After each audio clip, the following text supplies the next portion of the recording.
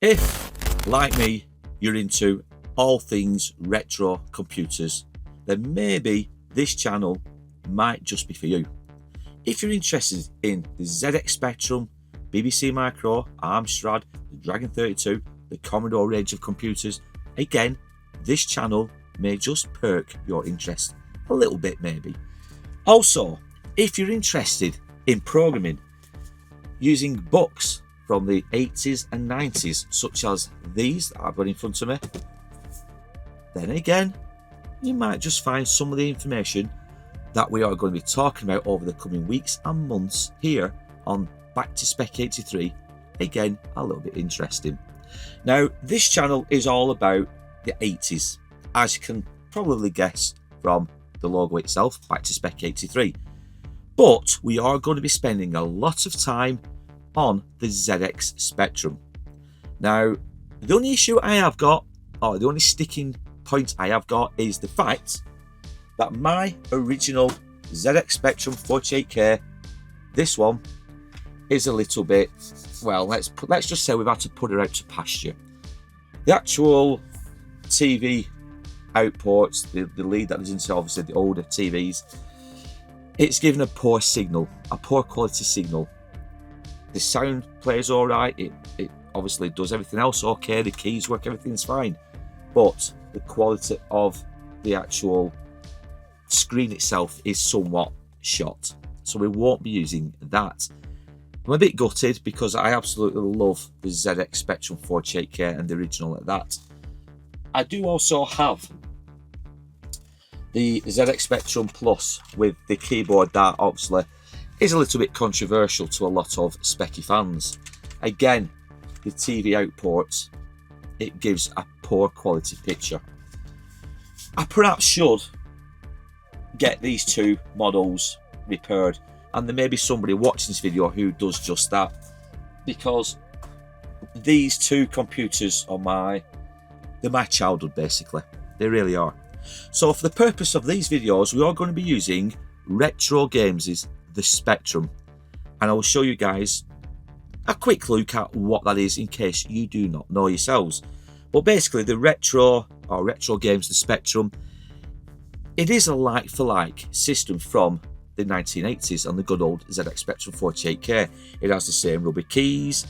With Retro Games, you've got 48K mode, you've got 128K mode, you've got a couple of other modes that are built into the system. But the machine itself has been modernised, so you can have a HDMI cable which goes into the more modern TVs. So you've got a lot better quality picture. So we are going to be using this system, this model, for upcoming videos. We're going to be doing a lot of programming. We're going to do a quick one for this video this evening. And if you find it interesting, please don't hesitate in giving us a big thumbs up and also subscribing to the channel. We're not just going to be doing things which involve obviously the ZX Spectrum. We're going to be talking about all kind of things from the 80s. So music, fashion, movies, you know, the things that interested you as an 80s kid. Now, I say 80s kid, I was born in 1971. So am I a 70s kid or am I an 80s kid? I like to think I'm an 80s kid because I grew up in the 80s. I was into everything at the time. The toys at that time, the music, the fashion. I just love, and I still love, the 80s. And if I could travel back in time, I would certainly spend some of my childhood back in the 1980s. Now, that being said, videos, we're hoping to bring out at least, or I'm hoping to bring one out at least once a week. It may not happen, so don't come at me if I'm not regular to start with when it comes to uploads. I do have another channel here on YouTube called The Days of Horror channel, which myself and my wife work together with. I won't get into too much about it, but basically we cover true crime from the 1800s right up to modern day. We go out and visit the locations where all these crimes took place, and we retell the victims' stories. I'll put a link down below if you're interested in knowing more about that. But we've got just over 46,000 subscribers on that channel, so we kind of have a feel how YouTube works. Now, if we can get this channel, or I can get this channel to do just as well, I'll be over the moon. But obviously this is a completely different type of content than what I do over on the other channel. So, that being said, we are going to crack on. We're going to do a little program tonight. We're going to start with some very basic programming when it comes to the ZX Spectrum. We're going to get a character to move simply up, down, left, right. We may, if we have time, put a bit of a collision detection in, but otherwise, like I said, this is going to be just a quick intro. You'll have to bear with me because it's been a long time since I've actually been on the Spectrum itself, the retro games, the Spectrum. So I'm still customizing myself to the keyboards because, as many people know, the ZX Spectrum has a lot of commands for each key. But we're going to get a little program going. I'm not the best programmer in the world. I do try my best. I've been using emulators a lot on my laptop, so the keys are slightly different, obviously. But yeah, I've kind of kept my fingers in the pie, if you will, when it comes to programming. And I do find it so interesting what you can do with the power of BASIC. Anyway, I've waffled on.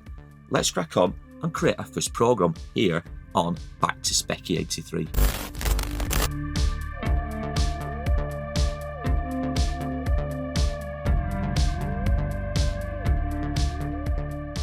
So we've booted up Retro Games' The Spectrum. As you can see from the opening screen itself, the bottom is different. It says The Spectrum, copyright 2024 Retro Games. So slight difference on the original ZX Spectrum. But other than that, everything else is the same. So we're going to start with our first program. And it's just a simple movement of an object on the screen. And this will all make sense in future videos as to why we're starting here. We are going to be programming several games throughout these coming weeks and months, and the build-up will be bit by bit showing you guys what some commands do. So we're going to start. So we'll start with line 10 and we'll say rem, I don't know, character movements. Simple, straightforward. Line 20.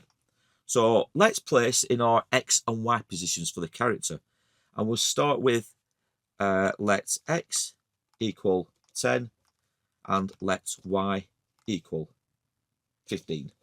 So kind of in the middle of the screen. Line 30. Let's create the character. So let us put let CS, C, and I always say S for this bit, but it is the $sign. So C $sign equal, and let's move around a capital O. Nice and easy. 40. What we'll do now, we will print that character. No, we won't, sorry. What we will do actually is we will simply, right, let's do let A $sign equal, we'll do the inkies, the old inkies. And the inkies is simply so the Spectrum itself is waiting for a key prompt. So whichever key you press, it will respond to whatever you're telling it to do. So if you press the Q key, set it up, your character will move up, A down, I don't know, O and P for left and right. The typical standard format for the old Spectrum games back in the day. So we'll do that. So let AS equal inkies. Now 50, we will print at X, comma, Y, and then we'll put C $sign. Now, if we run that command now, it should print the capital O, like I said, roughly in the center of the screen. There we go. So that is in the center. So far, straightforward. Line 60. This is where we move the character. So if A $sign equals Q, we're not going to put any boundaries in just yet. We're just going to simply move it up and down, left and right, the letter O. And then what we'll do, we'll put a then command in, which obviously will then tell the computer simply to move that character. So try that again. Then let X equal X minus 1. Minus means we're going to go up. If we put a +1, it's going to go down. The character's going to move down. 70. If A $sign equals A, then let X equal X plus 1. Like I said, A for down. 80.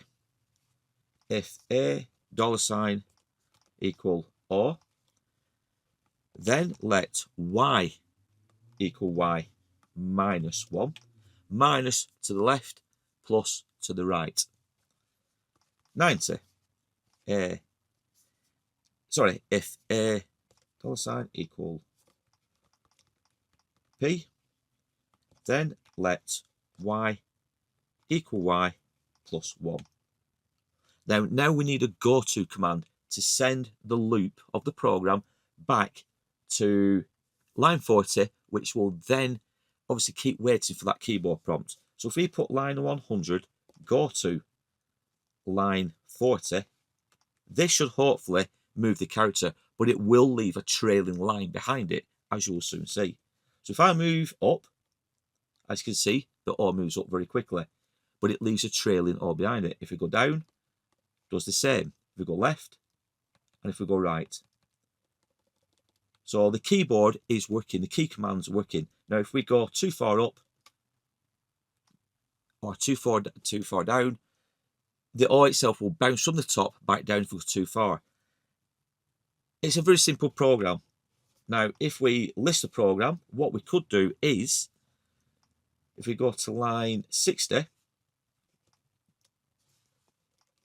and then simply, if we put some trailing spaces, so print at x plus 1. I think I've got this right. I may have to just check this in a sec. Try that again. X plus 1, comma, y. See, did you see that then? So the letter O, when I go up, doesn't leave a trailing space because we've put a trailing letter because we've put a space behind it. Now, likewise, if we go to line 70, and we do the same, but we reverse the previous command. So then we print at x minus 1, comma, y. Do the same, leave a space. So if we go up and down, there shouldn't be any trailing O's. And there we go. Nice and simple. QA moves the letter O up and down. I feel like I'm talking to the converted with a lot of this. But this is why I find programming so interesting. Because there will be people out there that won't know what's happening here. Now on line 80, we're going to move the character left, but also remove the trailing letter zero, well, the letter O, I should say. So what we do is print at x, comma, y plus 1, because this is to the right of the letter O. And again, we can check it. There you go. So we can go up, down, and left, and it doesn't leave any trailing O's. If we go right, it will do, as you can see. And we can delete them, obviously, because we're putting a space. So to finalize this short program, if we go to line 90 and simply print at x, comma, y minus 1. Now this should move the letter O around the screen without any trailing spaces. So up, down, left, right. And that is how easy it is to move a character around the screen. Straightforward. A lot of people already know this. It's like I am preaching to the converted, but this is how you create your first movements, your first little program. And that is how a character is programmed to move. Now you can also use more advanced features, and you can move the character diagonally by pressing, say, the Q and O. So that'll go to the top left, or QP top right, but in a diagonal motion. But for now, we're not going to get that too deep into it. We're going to keep it simple. Now, if we really wanted, we could change the program so you can only hit the boundaries of the top, bottom, left and right of the screen, so your character will stop. We can even narrow down the boundaries. So if we only want the character to move, say, 5 spaces up or 5 spaces down, we can program that. But what we will do, we'll change the boundary. We'll go back to line 60 and we'll put in another command. So if you go up by pressing Q And if we put an and statement in, what we should be able to do is simply tell the computer, and I'll show you what I mean. You'll tell the computer or the spectrum that we're at the top of the screen. So if x and x is greater than 0, then keep moving the OR up till it hits 0. Likewise, on line 70, if we don't want to go any further than 21, which is the maximum of the screen size of the ZX Spectrum, we can do the same. So if we say and x is less than 21, what should happen now is the OR should stop at the top and bottom. As you can see, I'm pressing Q, the OR stopped. It stopped near the bottom. That's what we've told the Spectrum to do. Now then, if I run it now and say I go too far to the right, the Spectrum crashes. Well, it don't crash, it stops. The program stops. Keep going. Stops. It's out of range. The B integer is out of range because we've gone further than what the Spectrum will allow us to do in terms of the Y position. I'm hoping this makes sense. Right, so if we go to line, I'll go to line 90 to show you the difference. So line 90, so we need to put another and statement in. So and Y is less than 31 because we've got the screen size of the Spectrum is 0 to 31, 0 to 21. So 32 by 22 if you include the 0, the screen size. Now, if we run it again and try to go too far to the right, the program won't stop. There we go. It's literally telling me that we're at the actual boundaries of the screen.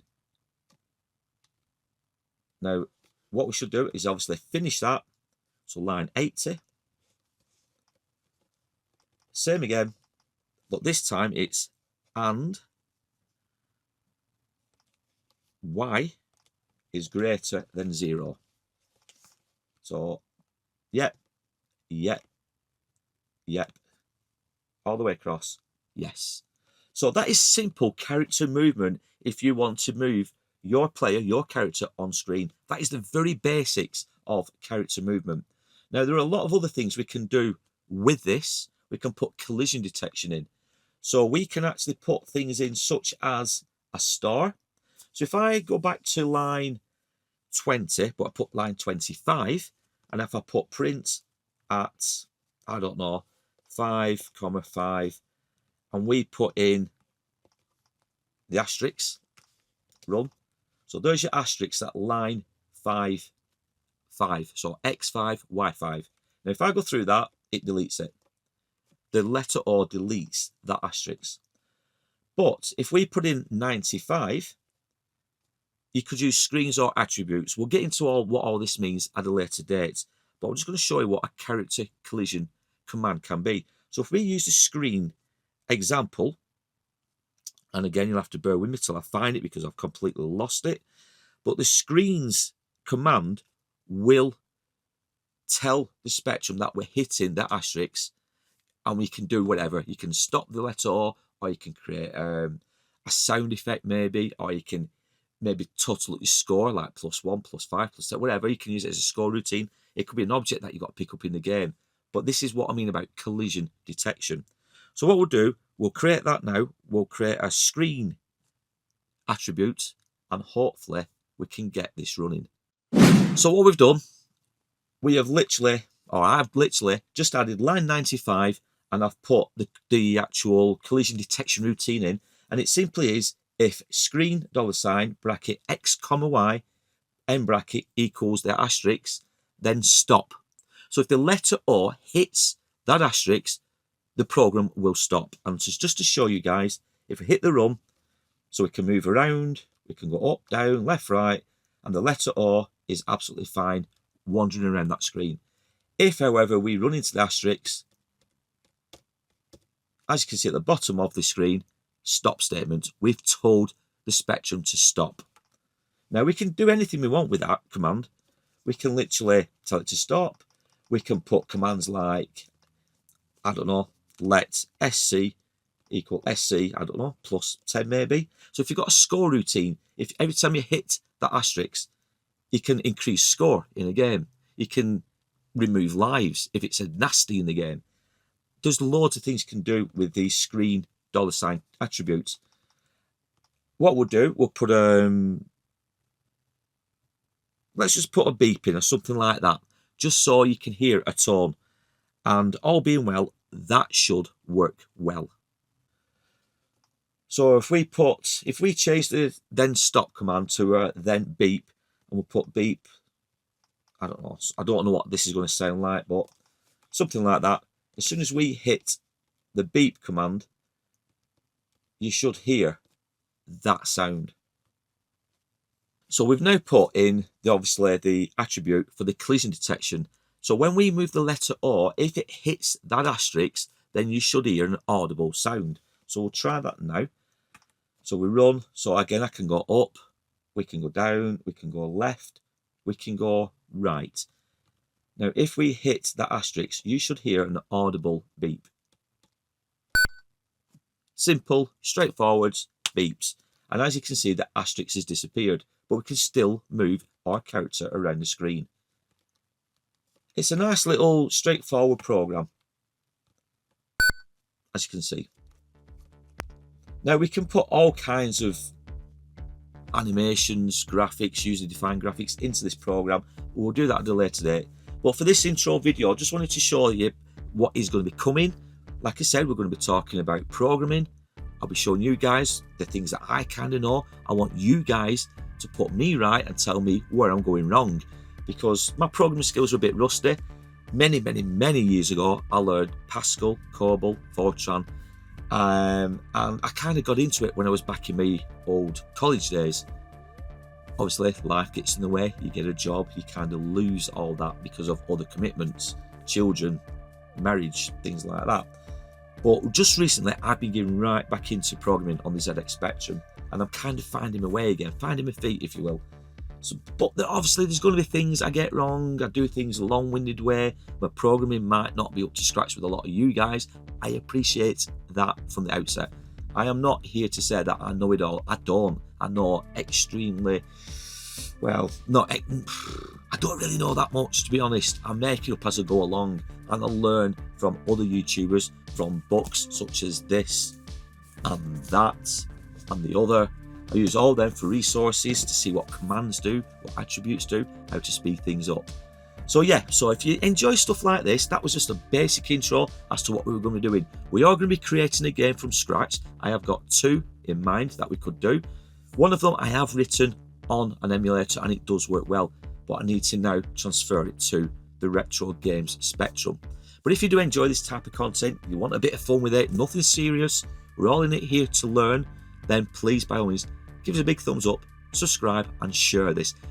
It is an intro kind of video, so it's not perfect. We don't have all the bells and whistles, but hopefully this will give you a gauge as to what is to come next. We are going to be playing some games as well. The old Manic Miners, Jet Set Willies, Jetpack, Sabre Wolf. We're going to be doing all that as well. So please give us a big thumbs up, subscribe to the channel, and also don't forget to share it. And in the meantime, guys, just enjoy programming, get back to the old days, get nostalgia flowing, just get that vibe for obviously the ZX Spectrum. And I will see you all in the next one, hopefully very soon.